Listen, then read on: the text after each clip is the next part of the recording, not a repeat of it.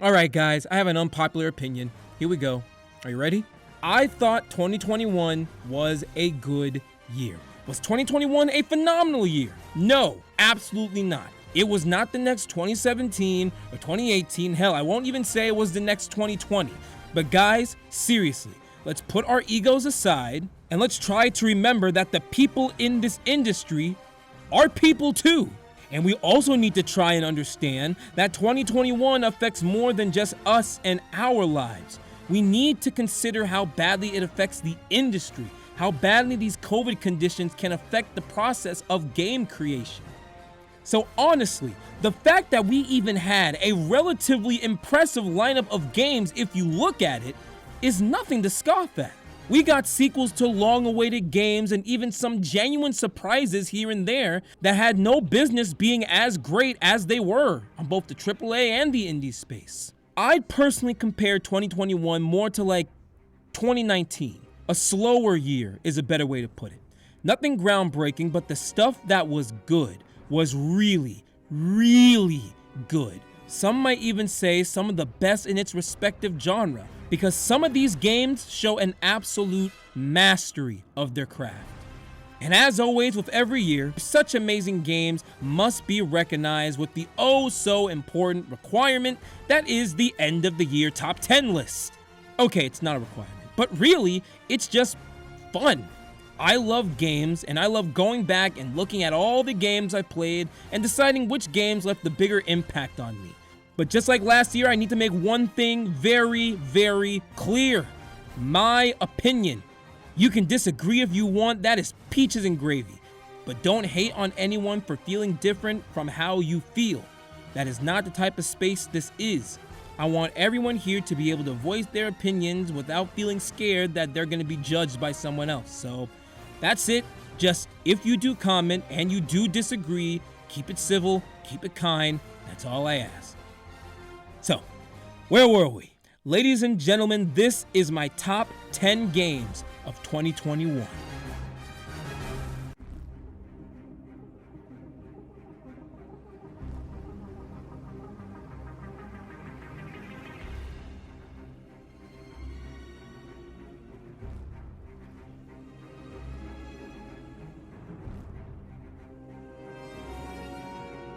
You know, making these lists from the bottom down is always so freaking hard because you have so many games you want to give credit and love to, but you know that you're limited in what goes where, and whatever game doesn't make it on the list will be in the honorable mentions. But so many games in the honorable mentions deserve to be on the list. Ugh, maybe next year I'll make this into like a top 20 or something, but I digress. So putting a game in the number 10 spot was very, very hard. But if I had to give this spot to one game, then it would be a game that made me truly excited about the next generation of gaming. By which I mean Ratchet & Clank Rift Apart.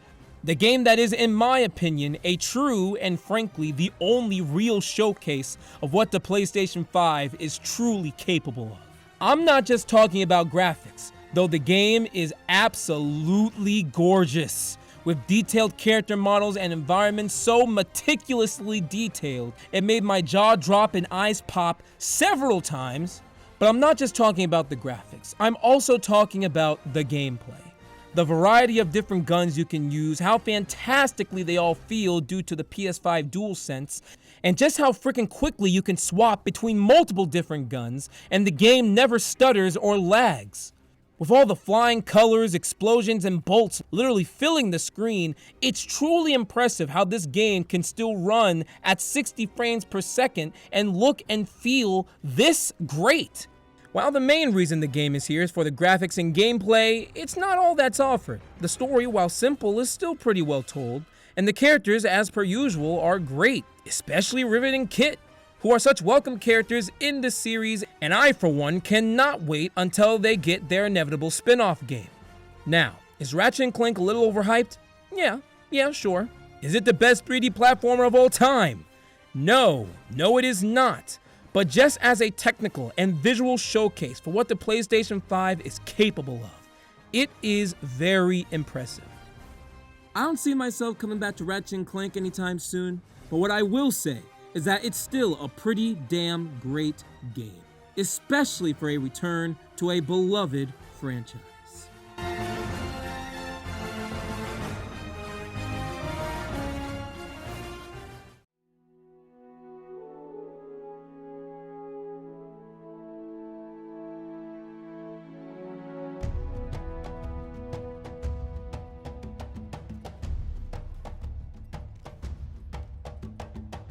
Speaking of great returns to dormant franchises, one game that I really didn't expect to be as great as it was Halo Infinite. Why? Because this is a game that by all accounts should have failed. I mean, that sounds horrible, but I mean, think about it. The game got its first gameplay back in 2019, and it looked horrible. Got delayed out of its initial release of 2020, had its co-op and other features delayed, and faced the numerous doubts and skepticism of the entire Xbox gaming community. Literally everyone, including myself, were ready for this game to fail.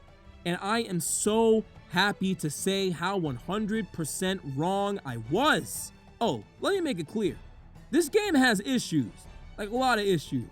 The missions and level design get very repetitive, and the story is fine, but definitely not as strong as previous entries. However, the game does one thing that all games should strive to be. It is fun.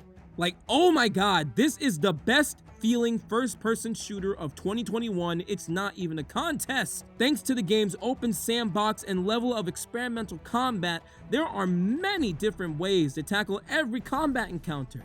And it's really not an exaggeration to say that this may be the best feeling and best playing Halo game ever. Despite the praise I'm giving Halo Infinite, it only made my top 10 because of one big aspect. One word: multiplayer. Wait, multiplayer? That's technically two words. No, it's one word. Multiplayer. All the great feeling experimental gameplay is encouraged and rewarded more in multiplayer than in the story itself. Some of the best moments I had all year came from this multiplayer. It was just me tag teaming with me and my friends, him driving the car, and me grappling the gunner out of the seat. Oh, damn, it's just awesome. But again, Halo Infinite has issues. The customization and level progression is not that good. And while the story again is fine, and legitimately can be fun to watch sometimes, especially when regarding the weapon and Master Chief's relationship, it is still kind of boring, and you need to be very familiar with all the past Halo to even have Infinite's story make a lick of sense. Nevertheless, just like with Ratchet & Clank Rift Apart, the stuff that was good is really freaking good. It was refreshing to see Microsoft have such a strong end in 2021, and Halo Infinite is not just the start of the rebirth of Halo, but the rebirth of Xbox as a whole.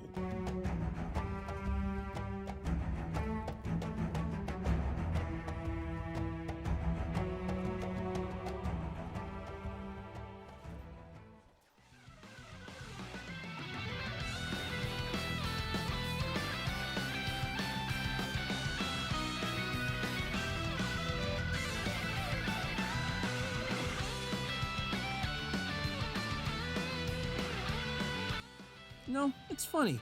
As much as I love JRPGs, I've never once played a Tales game. I've heard of them, and usually nothing but great things, but they never really called to me, to the point where I went out to play them ASAP. That changed when I first saw the reveal of Tales of Arise. With its flashy combat and JRPG elements reminiscent of Final Fantasy VII Remake and gorgeous art style, like watching the best anime, it hooked me. And I did something I usually never do. I pre-ordered and I played it day one. And surprise, surprise, it's freaking great. But not for the reason I thought it would be. The game is beautiful, and its watercolor art style is wonderful to look at as you explore its very vast world, and the combat was great, taking place in these circular arenas where each party member has its own controls and their own unique perks for their combat system, which always included fast-paced and combo-driven attacks, boost attacks, and epic team finishers that kept the journey flashy and fun even after 60+ hours. However, the aspect of Tales of Arise that left me the most impressed was how engaged I got in the story. Tales of Arise's story was mature and deep. focusing on the feud of two warring nations and tackling very heavy political issues like racism and totalitarianism. But alongside that, I have a confession for you guys. I'm a sap. I like a good romance story. And watching our two protagonists, Alphen and Xion, from opposite ends of the war, starting off as polar opposites and grow to become friends, and even something more, was insanely sweet. They challenged each other to learn and grow by discussing each other's different points of views on the world. They had excellent chemistry and provided some joy and funny moments to balance out the game's darker subject matter. And watching these two come together was a constant highlight of the game. In fact, every character in Tales of Arise is charming and likable and play off each other so well that just sitting at camp or going fishing or just traveling the world can be fun as you hear them interact with each other. Tales of Arise offers everything. A great story, a beautiful world, likable characters, and a deep and fun combat system. I've never played a Tales game, but Arise makes me want to give the older games in the series a shot. Because this game is one of my new favorite JRPGs of all time and is a true JRPG gem.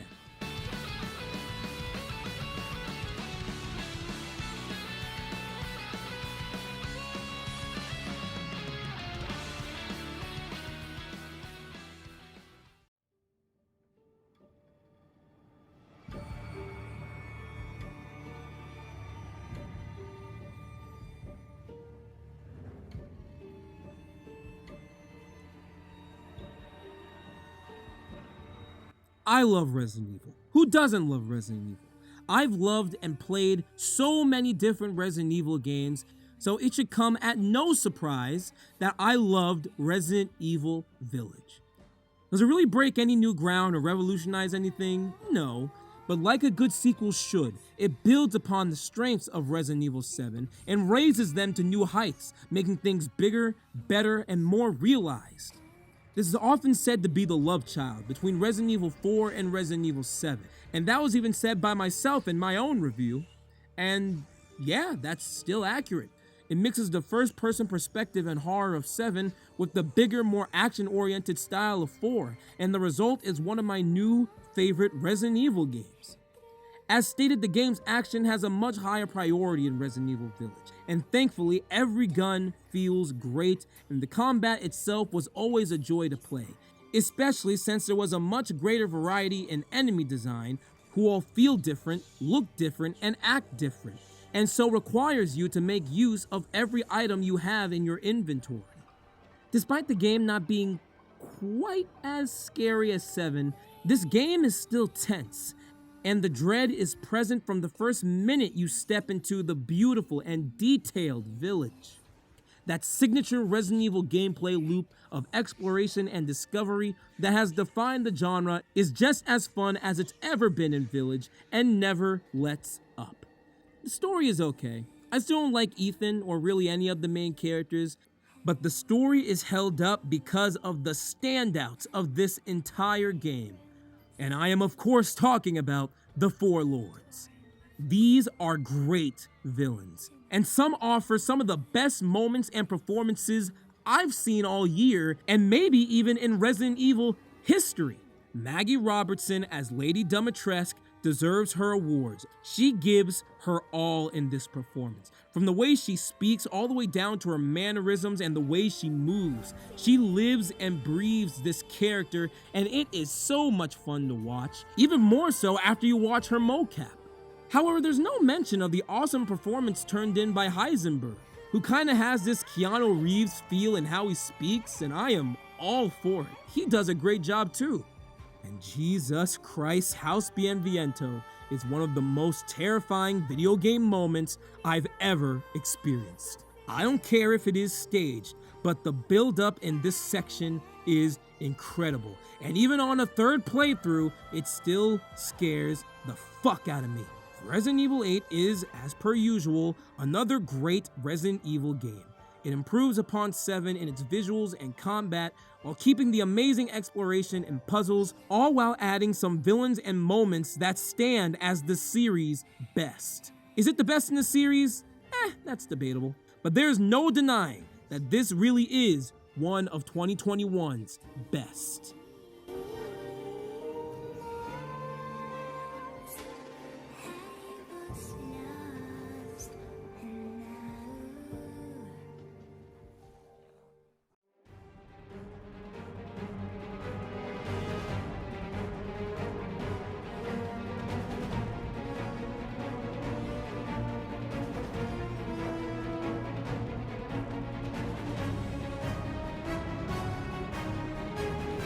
Consider this section of the video my out loud official apology.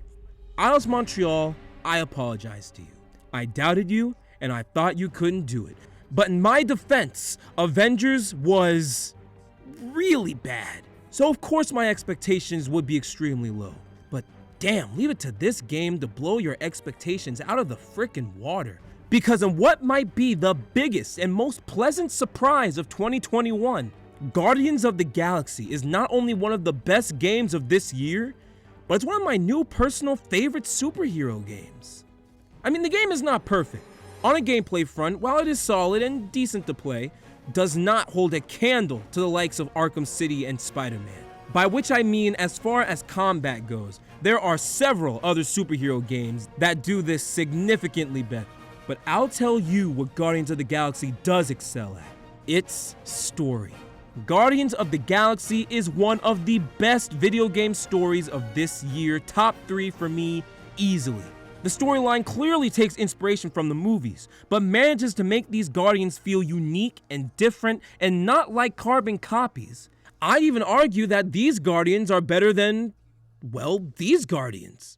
Because the game takes more time to develop them, and it shows their growth as individuals. The Guardians at the start of this game are significantly different than how they are at the end, and seeing them learn to trust each other and open up on their past traumas is really quite heartwarming. There are moments in Guardians of the Galaxy that can get even the hardest of heart pretty damn teary-eyed. Like, there are some absolutely heartbreaking moments. But all that drama is balanced out so well with the game's great sense of humor. Like, this game has some serious laugh out loud moments too that absolutely had me dying, which is in no small part thanks to the magnificent performance on everyone's part. Star-Lord, Drax, Rocket, my personal favorite Gamora, literally every actor in this game brought their A game. And by the way, shame on the Game Awards for not nominating a single person for Best Performer. It's even more impressive how throughout this entire game, they are always talking. Like, I know some games have that natural dialogue to really get you invested, but good God, the characters in Guardians of the Galaxy never shut up. And I mean that in the best way.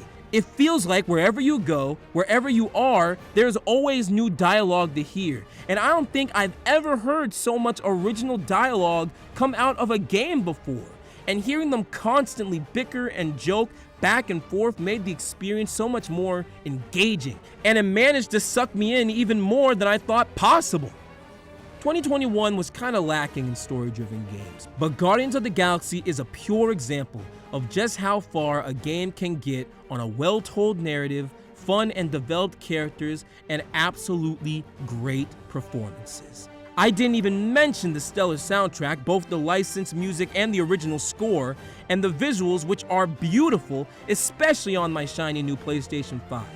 Seeing all the impressive environments and detailed face models make both the funny and heartbreaking scenes hit even harder. Guardians of the Galaxy is a game that had absolutely no business being as great as it was, but yet, here we are. And I am so grateful that this game exists. And I can't wait to see what Eidos Montreal has planned next.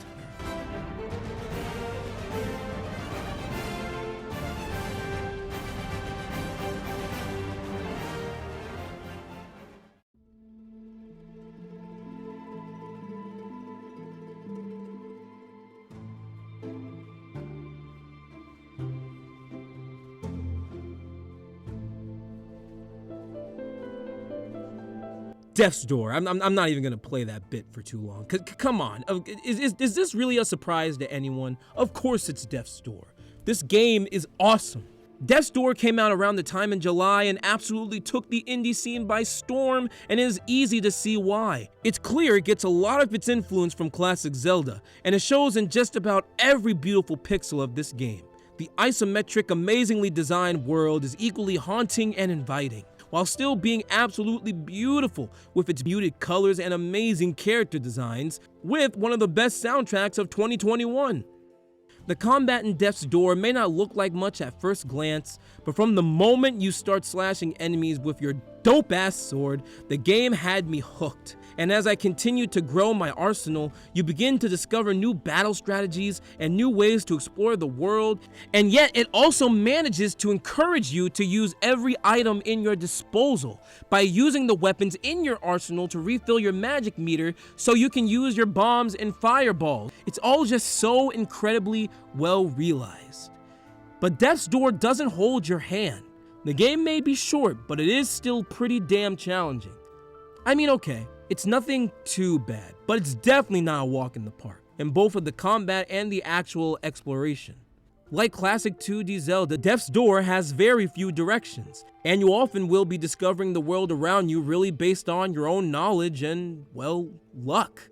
And it leads to that amazing sense of discovery that just called me to keep playing. Death's Door is a game whose world is literally begging to be explored and discover every hidden secret. But with all that, the story isn't that bad either, focusing on some pretty deep stuff like life, loss, grief, and the harsh reality that nothing lasts forever, and death will come for everyone eventually, and you know what? Maybe it's okay. But fighting against the inevitable can do more harm than good. That is pretty damn deep, and it's told by a game where the protagonist is a walking crow.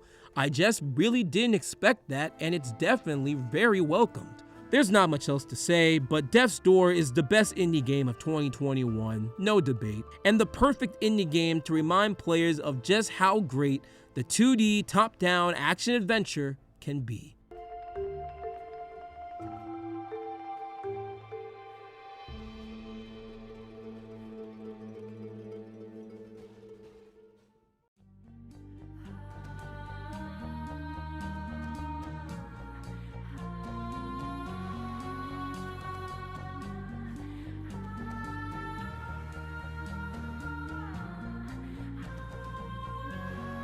December 4th, 2021 at exactly 5:34 p.m. Pacific time. That was the exact time where everything in Deathloop clicked. I say that to make it clear that my relationship with Deathloop is complicated, because honestly, at first, I didn't love it nearly as much as everyone else did. Don't get me wrong, it had its merit. The visual style throughout the game is incredible, giving an awesome 60s feel from the way it's designed to the incredible, frankly very underappreciated soundtrack. Its voice acting and characters were also great, giving, in my opinion, the best performances in 2021. Now, look, I know I said for like Resident Evil Village and Guardians of the Galaxy that they either deserved their awards or should have gotten nominated, but if it was my choice personally, then my vote for best performances of 2021 would have easily gone to Deathloop. John Kelly as Colt is awesome, and especially the wonderful... Oh crap, I might not be able to pronounce this name. Oh shit. I'm gonna try anyway. I'm gonna give it a shot. Let's see how this goes. Ozioma Akagba? Yeah, that sounds right-ish. If I butchered your name, miss, I'm so sorry, but... Anyway, the actress for Juliana deserved the award for Best Performance. She absolutely kills this role, and watching her play off Colt as this sort of love-hate relationship thing is going on was always fun. But outside of those two, the 7 Visionaries were also great, and just hearing them play off each other and learning their backstories and relationships with each other made every single Visionary a delightfully horrible person. Like, no joke, these are horrible people, but what can I say? They're just like the Four Lords. They're just really great, well-written villains. However, despite all that, the gameplay is what eventually won me over, and ironically, that was the thing at the start of Deathloop I liked the least. Everything I just listed I loved from the start, but I just could not get into the gameplay. It just didn't click with me. And it felt like no matter how hard I tried, no matter what angle I took, I just kept dying, and it really freaking frustrated me. And after almost 2 whole days of little to no progress, I was so close to just hanging up the towel and putting the game down. But then some crazy shit happened. Okay, it's not that crazy. This was probably gonna happen regardless, but it was still pretty great. I got better. I started getting a handle on the movement and the diverse and fun slab powers. I got to the point where teleporting around the map was easy, and literally taking down a dozen enemies in one shot was silent. I started to understand my loadout, the best guns for the job, and understanding residuum so I can keep my guns in between loops. And most importantly, I started to learn the pattern of the enemy. I learned how each citizen moved, and I began to learn where each visionary would be and how to take down multiple visionaries at the same time. It was around that point where it finally hit me. While Deathloop is an action game, it's also something more. It's a puzzle game. It requires knowledge, memorization, and experimentation to connect the pieces of the puzzle. And of course, you'll die trying. But with every single run, you are armed with the knowledge that you've collected. And in this game, that knowledge is power. And finally getting to the point where you have all the knowledge you need and pulling off your first perfect run is one of the best moments I've experienced in 2021. Deathloop rewards experimentation and failure like few games do. And it's a game that from gameplay to style is a delight. It just took me a little time to truly appreciate it. And the result is one of the most fun games I've played all year.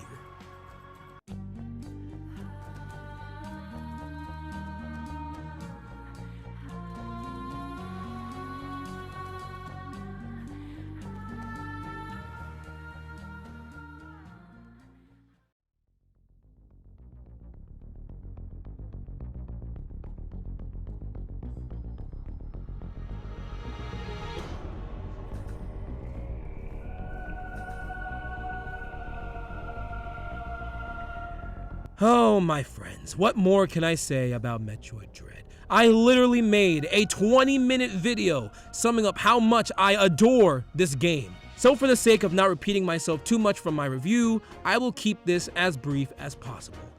Metroid Dread is great. It's really, really, really great.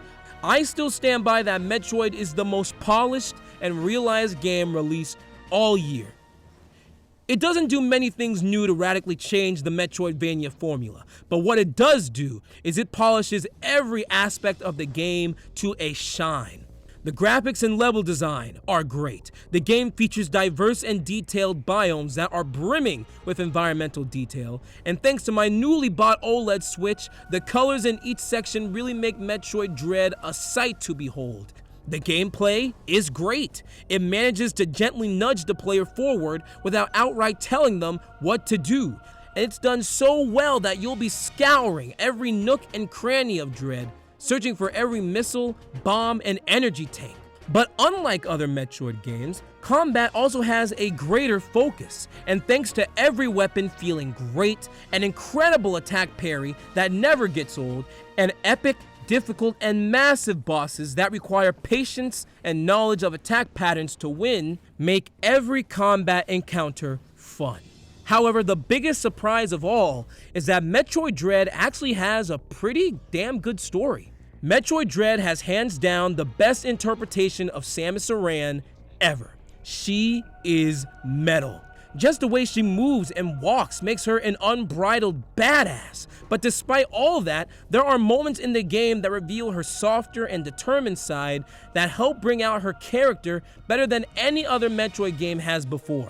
And thanks to this super expressive Samus Aran, the cutscenes in this game are equally as engaging. And the story itself has some crazy reveals that, I am not gonna lie, hit hard, especially if you're familiar with the past games. Metroid Dread's story feels very fulfilling and offers what might be some of the best story moments in a Metroid game ever. That includes an absolutely insane finale that stands as one of Samus Aran's best moments in gaming history.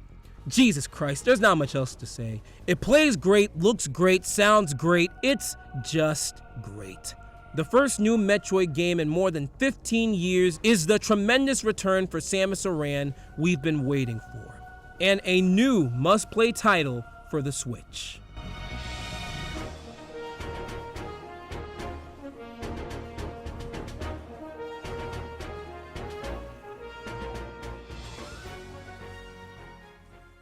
Here we are again, guys, the final two, almost at the end. Like last year, I traded back and forth between my number 1 and number 2. Both offered incredible things and entertained me like no other game did this year. But unlike last year, I found this choice to be a little more obvious, at least for me.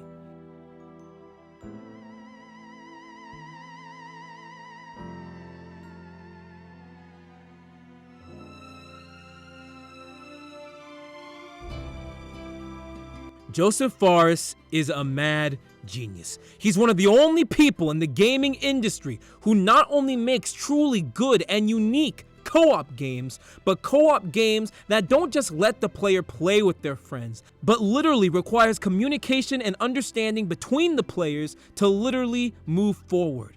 In other words, a second player isn't an option, it's a requirement. But It Takes Two is on a whole other level entirely. It Takes Two is one of the most creative games I've ever played. There have been very few games I've played that offer as many new worlds and abilities crammed in a game seemingly at random. And yet not only is every world beautiful, not only does every ability play and feel great, but after it's all said and done, not a single section of It Takes Two overstays its welcome. That is incredible. The game introduces new abilities just as quickly as it gets rid of them, but no section of the game ever feels like it's too short or dragged on for too long. You enjoy every second of the time you spend in these gorgeous and creative worlds, and move on without a single bad thing to say. And these worlds are indeed creative.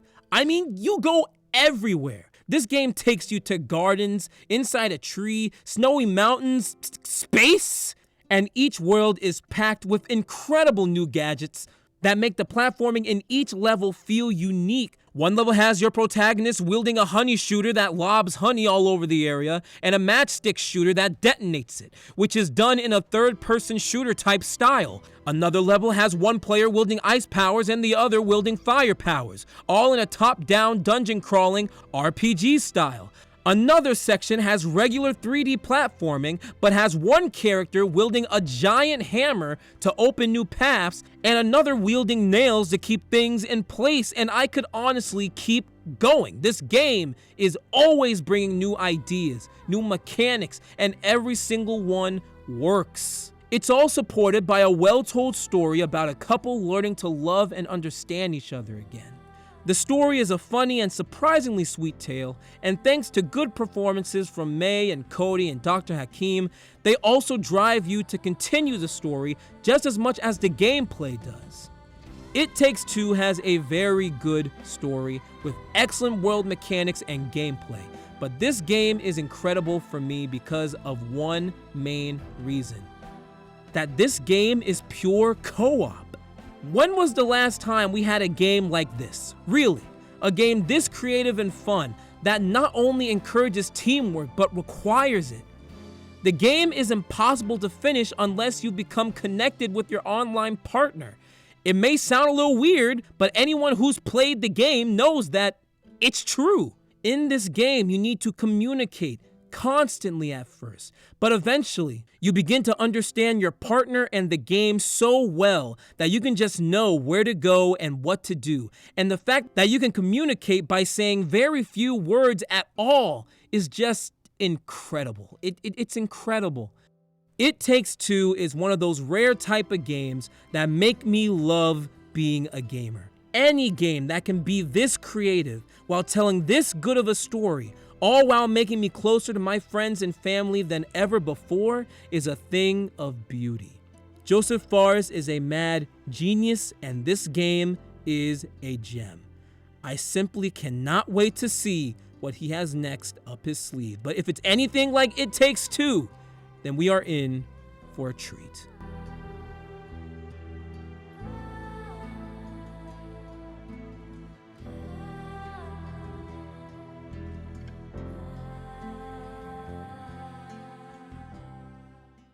So before I reveal my 2021 Game of the Year, you all know what has to be done. Like I said, too many great games, not enough spaces. But just because they are in my honorable mentions, that doesn't mean that these games aren't frickin' great. So with that said, here are my 2021 honorable mentions. Returnal. With fast-paced, challenging action, gorgeous visuals, and an engaging mystery, Returnal is a game that's difficult to put down no matter how many times you die, and you will die. Forza Horizon 5. A beautiful and massive open world and incredible feeling car controls make Forza Horizon 5 probably the best Forza Horizon game and maybe one of the best racing games ever. Monster Hunter Rise. While not quite as graphically impressive as World, Monster Hunter Rise in turn offers beautiful visuals for the Switch and great, fast, and vertical action gameplay against incredible and awe-inducing monsters. Hitman 3. IO Interactive at its finest. Hitman 3 delivers excellent level design, seemingly endless possibilities to take down your target, and an engaging conclusion to Agent 47's story. Little Nightmares 2. A great sequel that doubles down on all the strengths from the first game, better visuals, more terrifying monsters, beautiful soundtrack, and a good story with one of the most shocking endings of 2021. The Artful Escape. While not much of a game, The Artful Escape still soars thanks to its crazy and psychedelic visual style, a surprisingly heartfelt story of identity, and one of the best soundtracks of 2021. Ender Lilies, Quietest of the Nights. Arguably the most underrated game of 2021, Ender Lilies is a great Metroidvania with a haunting world, great level design, difficult bosses, and a underappreciated soundtrack. 12 Minutes. A star-studded cast who delivers killer performances and a unique spin on the point-and-click adventure genre makes 12 Minutes a disturbing game to play, but a good time all the same. Nier Replicant, version 1.2247448739. Not as mind-blowing as Automata, but still a great remaster/remake with good combat, strong characters, a stronger story, and the best soundtrack of 2021. Kena, Bridge of Spirits. The first outing of Ember Labs is a flawed but overall very well done experience with decent combat and beautiful visuals and music. Life is Strange True Colors. Arguably the best Life is Strange game to date, True Colors offers a great mystery with the most likable cast in the franchise. Knockout City. A massive surprise in 2021, Knockout City mixes simple controls with surprising depth, making this one of the best PvP games I've played all year. Mass Effect Legendary Edition. Improved graphics, improved gameplay, and the same characters we all love makes Mass Effect Legendary Edition an excellent remaster.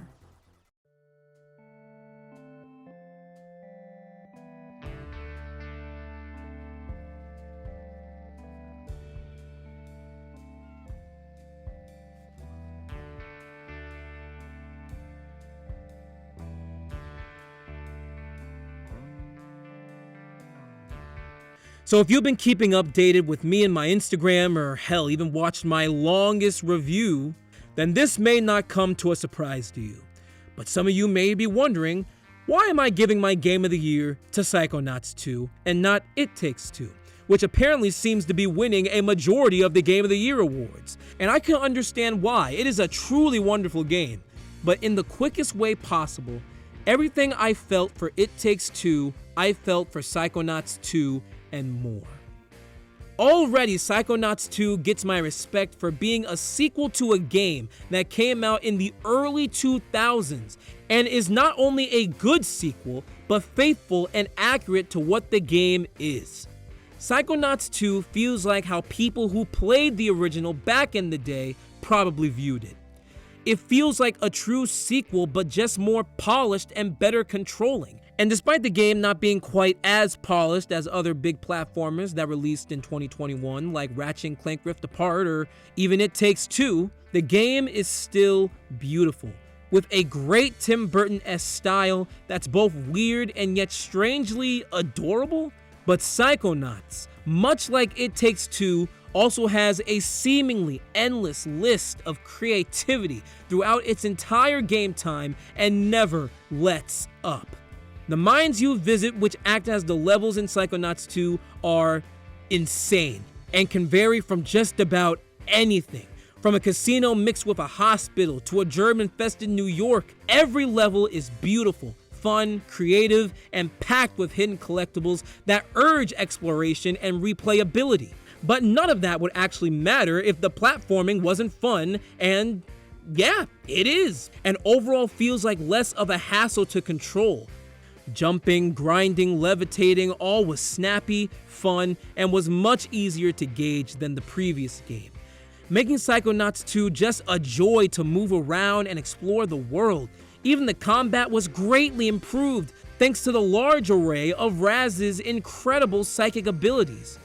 From the combat to the platforming to the beautiful designs and amazing levels jam-packed with collectibles to find, just strictly on an action-adventure platforming level, this game is everything it should be.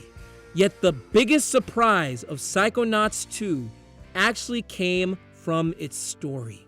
Psychonauts 2 has easily the best written narrative of 2021. The story of Psychonauts 2 does an excellent job of expanding the world of Psychonauts with new characters and locations, while telling a story that, yeah, is still very funny, silly, and wacky, is also way more mature and focuses on heavy themes of coming of age, mental trauma, and even how the selfish choices we make can have negative effects on the mines you visit. The mines you visit in Psychonauts 2, in some way, shape, or form, connect back to the story. Whether it be the enemies being the literal doubts we face, to the outrageousness of certain levels that, despite being funny, bright, and silly, hold deep and realistic undertones that can discuss very heavy themes that range from anxiety to PTSD. It's dark, but it's never heavy-handed. The themes of Psychonauts 2 are always in full display, but never so much that the game ever loses its identity. It's not a game to make you feel sad, but it's a game that encourages you to try and understand each individual, the struggles they face, and how they become the way they are in the first place. And then after you do that, how can you help them? Because that's what this game is. Despite the beautiful and colorful world and admittedly very funny humor, this at its core is a story of understanding and empathy. And in a gaming community where we seem to drift further and further from just talking and understanding each other, I think that is a truly beautiful message. The overall story of this game is just excellent. It's funny, has genuine mystery with dark reveals, likable and complex characters including a wonderful protagonist, and some very serious themes and moments that I promise you will get you teary-eyed. And when you combine this story with incredible platforming, fun combat, beautiful visuals, and a seemingly endless flow of creativity, you have a game that truly feels like nothing else released in 2021. And my personal 2021 Game of the Year.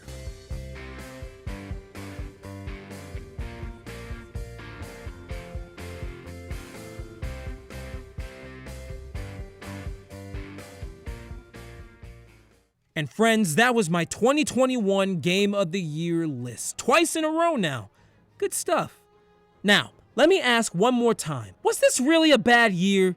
Like, I'm looking back and I can't even believe how good this damn year was. 2021 gave me a consistent year of great games from all genres, from all companies.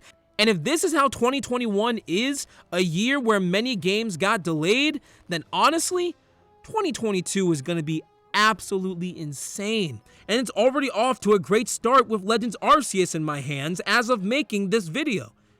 By the way, yes, I own Legends Arceus now. I'm very excited to play it, and I cannot wait to tell you guys what I think about it. So hopefully I can make a review on it, but we'll just have to wait and see, because there's going to be a lot of games coming out in the next couple weeks. Poor wallet, my poor time. Jesus, how am I going to play all these games, guys? Oh, Jesus Christ. But until then, I want to honestly, truly thank you all so much for watching this. I love making these videos. And to everyone who actually sits back and watches, well, you truly have my thanks.